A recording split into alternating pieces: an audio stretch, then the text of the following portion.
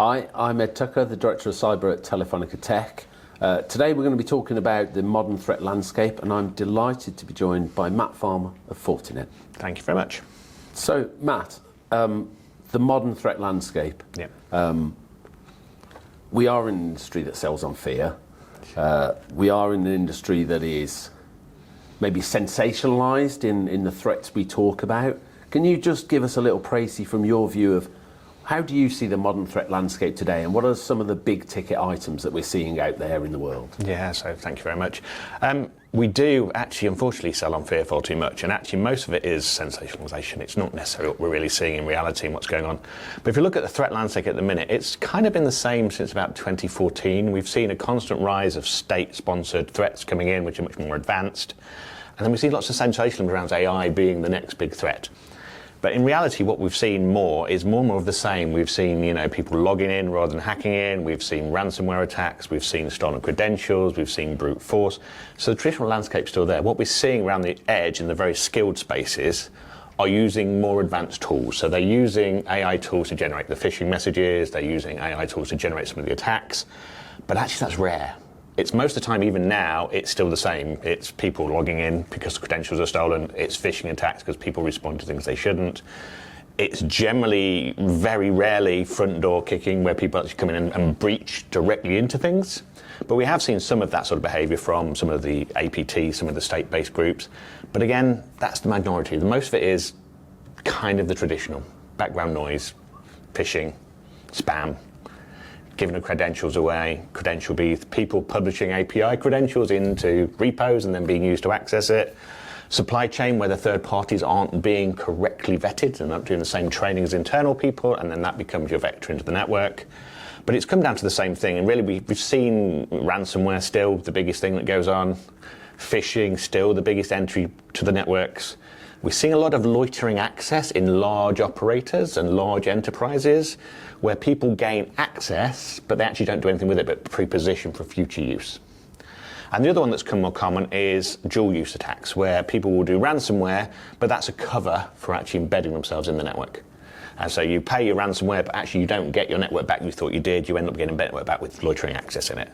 So I'd say the position we're at is probably the same as it's been for the last sort of 10 years.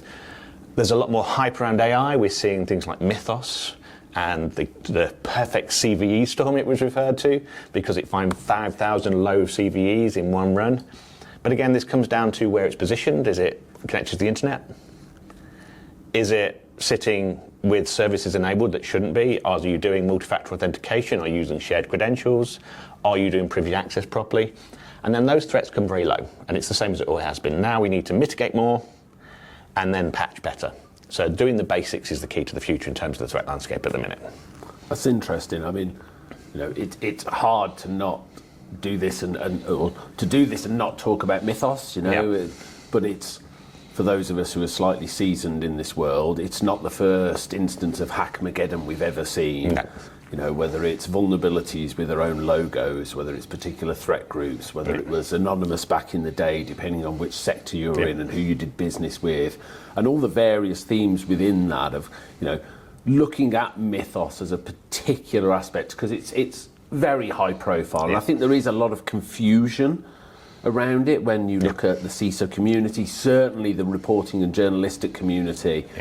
It will tend to go with sensationalism because that drives headlines, that drives kind of throughput of people being interested in that. Can you just give us what's your overall, I know you touched on it, what's your overall précis kind of where we are with Mythos and that whole adjunct of using AI as what it should be, a way to write better code, but actually at the moment where we are in more of it's a vulnerability side of things. So Mythos is part of a family of AI and large language models referred to as frontier AI. And frontier AI is really based on the idea of teaching it things and then waiting for emergent behavior to come out. So no one programmed Mythos. It was fed lots of data and then they asked it questions and it taught itself clever things.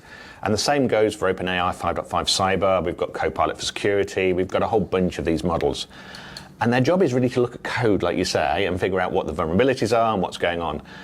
And depending how good the code is you feed into it, the more stuff it finds. So the headline was Mythos found 5,000 CVEs for an open source project in its first run.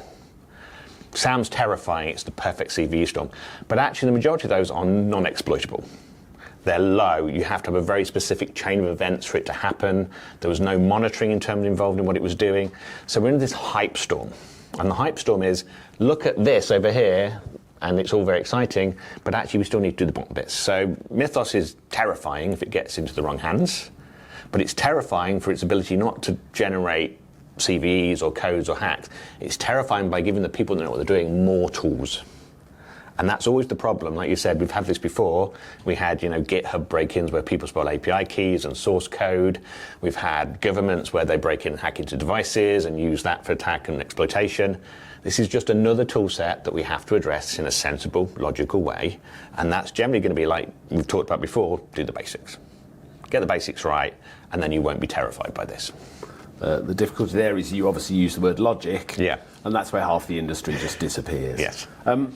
It is an interesting piece, especially when it comes to vulnerabilities, because context is always queen. As you say, you may have a low vulnerability that's actually attached to the internet facing, very open firewalls in front of it, open ports, and you're almost back to some of the traditional methods of infiltration and intrusion, which was, we used to focus on the network layer. Yeah. Then, of course, that became hard because we became better at firewalling, we became better at closing ports. Well, some of us did. There are still a few too many NEs out there, and Shodan is a wonderful source of information, as it always has been. But then we moved into kind of the endpoint layer, and the next step from that was to drop something on the endpoint. We were traditionally talking about malware, then privilege escalation, and now we're kind of almost moving to the next phase of that. Is kind of, well, the malware, the endpoint's well protected, the perimeter is somewhat protected, better than it was, certainly. It's harder, although, you still see the SQL injection, which is quite sad in 2026. But now we're into more of an identity area and a browser area. So where do you see kind of that mix of identity and browser as opposed to malware and the endpoint or classic intrusion attacks? How do you see that's evolved? So one of the interesting ones, we're seeing a lot of stuff going on at the minute where people are talking about identity being the new perimeter. Now, it's always been the perimeter because your credentials were always the way into the network, and now we're just putting focus on it because that's moved from being my login to my laptop, my login to my corporate system, into my login to a browser, and it goes somewhere. So we've always wanted security to be an onion. You had lots of layers and they all tasted the same, so you never get in. But actually, most of the time we build M&M security, which is basically we have a crunchy layer on the outside and it's all chocolatey in the middle and it doesn't matter where you're going. That needs to change. So basically we need to know what's inside the network, inside the applications, from the endpoint to where we're going, and have visibility across it all, because that's where we're going to be able to defeat these threats. And one of the interesting words there, around visibility is, we're used to logging from firewalls and network devices. We might not all do PCAP because it's heavy and the ingestion becomes very expensive. We're used to the endpoint, we're used to kind of, what's executed on the endpoint. Yeah. Do you see a gap there in the visibility around identity in the browser, or do you think we've got that covered today? No, I don't. If you look at most people, they use an identity provider, whether that will be a cloud-based solution, whether that's an on-site solution, whether that's a third-party provided solution. And that generally operates as an island, so that will be monitored in a different way to the rest of the infrastructure. Until we get that level of information about who's logging in, why they're logging in, where the token went, how long it lasted for, what they used, what they didn't, and when they did it, but also why they did it, because the behavioural side of it, it was from my laptop going to my SaaS application, that's fine. Why am I logging in at 4 a.m? I don't normally do that. So I need to look at behaviours for logins as well, because people don't log in while you're logging in, they'll take that of hours. So until we get that visibility in the same place we've had for the network and the security and everything else we've gone for a while, we're going to have that gap. And the gap is the identity gives me access to stuff. I might know what the stuff's doing, but if I don't know who's doing it, I've lost my whole zero trust model because I don't know who it is, so I can't validate that. Yeah, that telemetry side of things is certainly something that stands out from what we see, whether that's telemetry from the browser, of which very little is available. We tend to see above the browser and below the browser, whether that's a web gateway, whether that's your firewalls, your DNS requests, or the endpoint itself. But actually that piece in the middle where, you mentioned SaaS applications, and a lot of that identity transaction now happens. Outside. And you look at the ease of use when it comes to SaaS applications. There's a certain amount that your risk profile in SaaS must be almost more of an unknown these days because of how easy it is to consume, whether you're using your internal credentials, whether you're using SSO, whether you're using MFA, whether you're using personal credentials, the ease to use the internet, which is what SaaS is, do you see that being a large play at the moment and being exploited from aspects of the threat landscape? Yeah, massively. So one of the big ones that's been going on is actually identity in the middle. So people doing adversary in the middle attacks around identity. So as you're playing your credentials in, they're intercepted before it even gets your SaaS provider and then replayed by them. So you think you've failed, but actually the session completed. And again, that's because it's in that gap. I don't get visibility from my browser login in that TLS session to my endpoint where I will see it. That middle bit I don't see. So we need better logging. And a lot of it comes down to human risk management now, which is kind of the term for actually looking at what people are doing rather than looking at what devices are doing, because it's the people that are important in this transaction. It's their behavior in terms of what they're accessing, when they're accessing, why they're accessing it, and then mapping that to behaviors across it. So yeah, very much so. That middle gap is the one we really need to look at, because that's where people will break in. And it seems to me there's a natural synergy, but I'm not sure I'm seeing it there between things like, as you say, that human risk factor where, there's a lot of money spent, time, effort in that human risk space, about whether it's phishing simulations, education and awareness. You can argue the pros and the cons of it, but there will always be a point that it works. Yes. And then that lack of telemetry for when it works seems like, not in terms of a perfect storm, in terms of the Hackmageddon and the fear, but it seems like actually this is the area people should be focusing on. Yeah. Whereas with your mythoses of the world and vulnerabilities in code, vulnerabilities in applications, vulnerabilities in hardware, actually we should just apply a contextual lens, as we should have always done in those aspects. So I don't know if you remember, so for years and years we had the whole concept of the human firewall. It kind of died out and became training and other things. But it's the same here. We need a process for people as well as training that ties it into what's really going on. So, phishing simulation is great, but that's just phishing. Human risk management is great, but we're seeing things like shadow AI popping up. So again, another threat where credentials are being shared into a different environment. You're seeing all these things coming around and we don't have a holistic view across it. I think until you get holistic, end-to-end visibility, you can't do any behavioral modeling across it. And I don't want to, in Zero Trust, I confirm your sessions, I confirm who you are and I validate it. Actually, I want the opposite of that in some ways. I want it to be positive of who you are and what you're doing, but anything that's not, I need to look at deeper in terms of behaviours, because it might be true and it might not. So we're actually looking at going beyond just having logs. So syslog's great, we all love it. Put it in a big database and look at the logs. Actually, that's not very great. What I need to do is see the behaviours across those logs in a way that gives me visibility into the things that shouldn't be happening. So not the things that got validated and went through and I got a positive for, things that happened at weird times but I got a positive for. Things that change the behaviour for that user or that device or that service that I got a positive for. I need to look at those, and that matches into things like NIST 2, where you're looking at behaviours across it as well. So it's a general industry trend is to look more than just yes or no. Actually, yes, no, but why? Adding on to it as well. It seems to me, when we look at, and it does boil down to the basics, but it seems that the step change we need to make is actually we need to understand the dependencies and the joins between different aspects of the basics. Yep. So are we alerting when an API key is created? Why? Is it linked to a JIRA record or a change record or a development lifecycle or a backlog item, as to actually we understand this is normal behaviour, or a user logon behaviour and then an action off the back of it, an attempt to access for a particular reason or run a certain query. It seems like we're reaching the point where we need to do these things that are basic and are aligned to the actual threat landscape, but we need to now start actually bringing those data aspects, process aspects together to get that true, aiming towards holistic view, but at least a view behind a myopic, here is a single instance of something happening, an alert from AD or an alert from a firewall, a particular thing, an event happening. We need to now start thinking about the chain much more. Yeah, and it comes down to analysts again. If you've had a really skilled analyst and you were sitting there and they were following the logs 24/7, they would spot those behaviours between them. So you would see that alert from AD, and then you'd see that change in behaviour for an API key popping up or a different IDP attribute being used. But very skilled analysts are expensive. What we need to do is a way of actually looking at that as a process that's normal. We shouldn't need a human brain to look at it to make sense of it. If you want to follow the threat landscape, we need to use AI tools in the opposite. We need to be using them to take the noise away so the analysts and the people get the right results. So we need to use it the opposite way to what we're seeing the adversaries doing to actually track those behaviours so we get better alerting.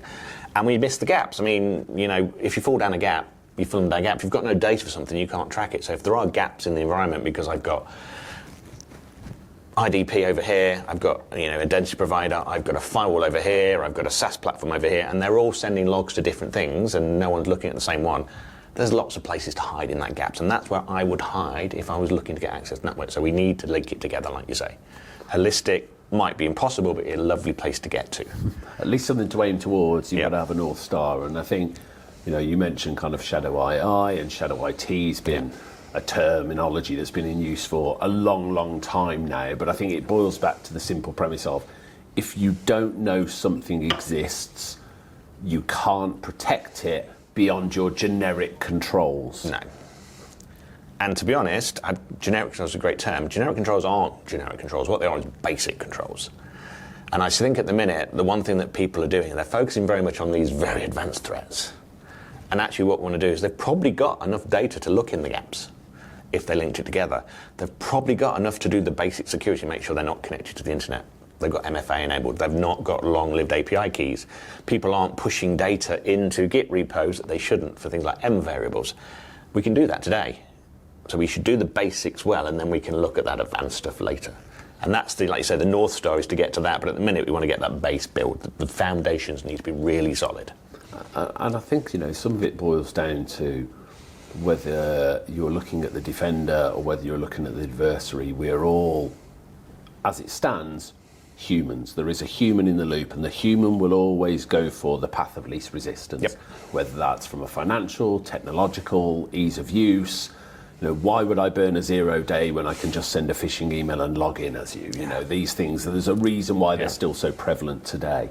And I think the thing that sits alongside that is that we approach some of the basic controls in some of the, not necessarily to their fullest form or how they should be. For example, we look at positive security culture and we talk about things like click rates on phishing emails, reporting near misses, whereas we should be talking about things like network teams self-policing to ensure that A, does connectivity exist already? B, are we limiting the scope of, say, a firewall change to just the necessary IPs, or are we going too wide? And when you're talking about projects and programs or infrastructure, making sure we do threat modeling up front, making sure that your security backlog is important as your features.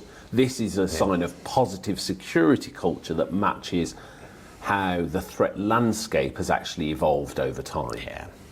I mean, one they said, you mentioned there sort of Mythos again.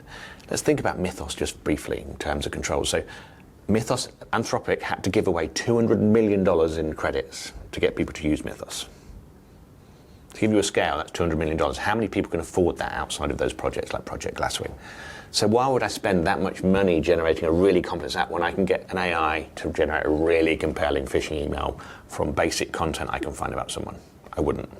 So you're quite right, we need to get to the point where those basics are done.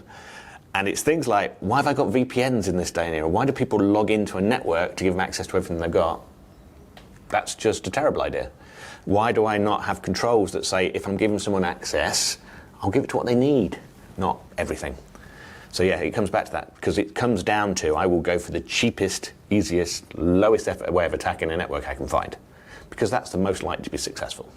And it seems alongside that we, and I'm a big exponent of that, I think from a security angle, I think we waste energy on things that don't actually provide a tangible return, tangible positive when it comes to loss reduction.